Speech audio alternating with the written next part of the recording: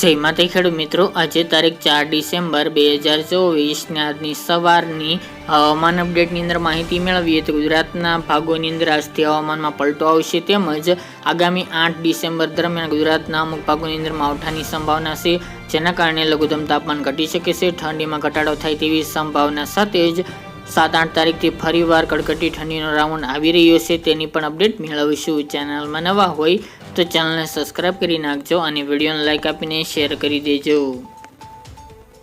ખાસ કરીને મિત્રો, જે સિસ્ટમ હતી તે દક્ષિણ ભારતમાં પસાર થઈને હવે તે અરબી સમુદ્રમાં પહોંચી ગઈ છે અને તેની અમુક લહેરો ગુજરાત સુધી પહોંચી રહી છે, જેના કારણે ગઈકાલના રોજથી હવામાનમાં બદલો જોવા મળી રહ્યો છે। ઘણા ભાગોની અંદર ઊંચા હાઈ લેવલના વાદળો પણ જોવા મળી રહ્યા છે, જેના કારણે સૌરાષ્ટ્રના દરિયાકાંઠાના ભાગો, જૂનાગઢ, ભાવનગર, ગીર સોમનાથ, અમરેલી જેવા ભાગો, દક્ષિણ ગુજરાતના સુરત, વલસાડ, નવસારી, તાપી, ડાંગ, ભરૂચ, અંકલેશ્વર, છોટાઉદેપુર, વડોદરા સુધીના ભાગોની અંદર વાદળછાયું વાતાવરણ જોવા મળી રહ્યું છે, જેના અનુસંધાને ગુજરાતમાં આજે 4 તારીખ દરમિયાન અમુક ભાગોની અંદર ઝાપટારૂપી વરસાદ વરસી શકે છે, જેમાં ખાસ કરીને વલસાડ જિલ્લો છે, ભવનાથ, અંબોશી, સાપુતારા, આહવા, વાસંદા, નવસારી, બીલીમોરા, વ્યારા, બારડોલી આ ભાગોની અંદર વરસાદની સંભાવના રહેલી છે। આ સિવાય આહવા, ડાંગ એ આસપાસના ભાગો, મધ્યપ્રદેશ એમપી લાગુ બોર્ડર વિસ્તાર, મહારાષ્ટ્ર બોર્ડર લાગુ વિસ્તાર, વાપી, કપરાડા આસપાસના વાની વિસ્તારમાં પણ સારી શક્યતા રહેલી છે।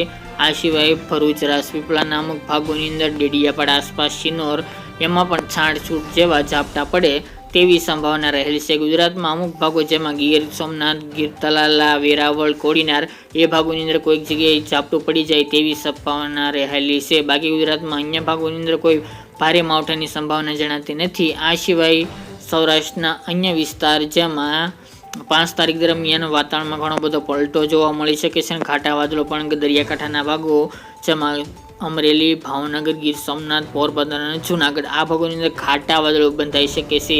આ સિવાય દક્ષિણ ગુજરાતના ભાગોની અંદર ઝાપટારૂપી વરસાદ યથાવત જોવા મળશે 5 તારીખ દરમિયાન, જેમાં વાત કરવા આવે તો રાજપીપળા, નર્મદા, છોટાઉદેપુર, બોડેલી આસપાસમાં વરસાદની સંભાવના દેખાઈ રહી છે।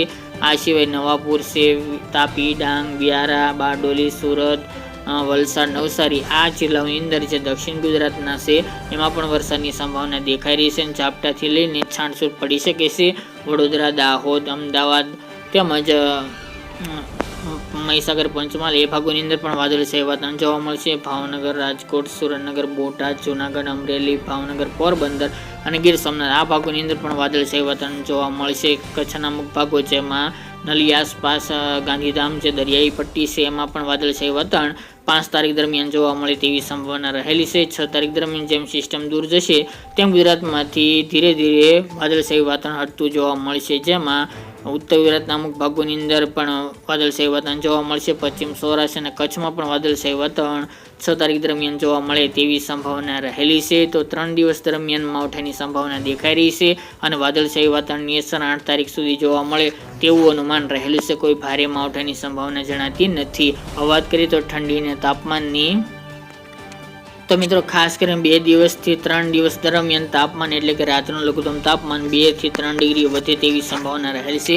જ્યાં 15 ડિગ્રી હતું ત્યાં 18 ડિગ્રી આસપાસ નોંધાઈ શકે છે। બાકી ઉત્તર ગુજરાતની અંદર જે રાજસ્થાન બોર્ડર લાગુ વિસ્તાર છે, થરાદ, બનાસકાંઠા, સાબરકાંઠા, પાટણ જેવા ભાગોની અંદર તાપમાન યથાવત જોવા મળશે। કચ્છના પણ જે કરાચી વિસ્તારના લાગુ ભાગોની અંદર પણ તાપમાન યથાવત 15 ડિગ્રી આસપાસ નોંધાય તેવી સંભાવના રહેલી છે। બાકી સૌરાષ્ટ્ર, દક્ષિણ ગુજરાતની અંદર તાપમાન થોડું ઊંચું આવે તેવી શક્યતા રહેલી છે। બાકી મિત્રો 7-8 તારીખથી ફરી ગુજરાતની અંદર સારામાં સારું ઠંડીનો રાઉન્ડ જોવા મળે તેવું અનુમાન રહેલું છે, જેમાં તાપમાન ઘણું પણ નીચું બધું જોવા મળી શકે છે અને ઉત્તર ગુજરાતની અંદર 10-11 ડિગ્રી સેલ્સિયસ સુધી જે સાબરકાંઠા, બનાસકાંઠા, પાટણ, મહેસાણા, અરવલ્લી આ તમામ ભાગોની અંદર જોવા મળશે। કચ્છમાં પણ તાપમાન 10-11 ડિગ્રી આસપાસ નોંધાઈ શકે છે।